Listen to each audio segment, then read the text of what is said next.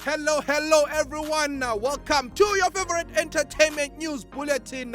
This is Hot Off the Streets. My name is Byrce DJ Klasiq and this is proudly brought to you by Nice Entertainment. Thank you so much for being part of us during this whole entertainment journey as we give you the freshest and nicest news that is hot off the streets. So if you are new to our channel, please make sure that you click on that subscribe button with the notification bell turned on so that you stay up to date with what's happening on Hot Off the Streets. Right, so let us dive into our top stories for today. So we are on The Wife episodes 19, 20 and 21. So like in the previous episodes of The Wife, we saw how Nqoba was not happy about Sambulo replacing him as the chairman of the taxi association after he had been shot and was in the hospital for a couple of days.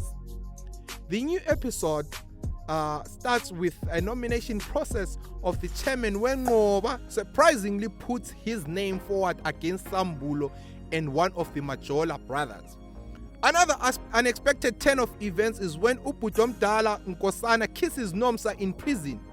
Viewers on social media have already started making jokes such as Nkosana likes them in prison, whilst others predict that the big brother will end up falling in love with Nomsa and leaving Zandile.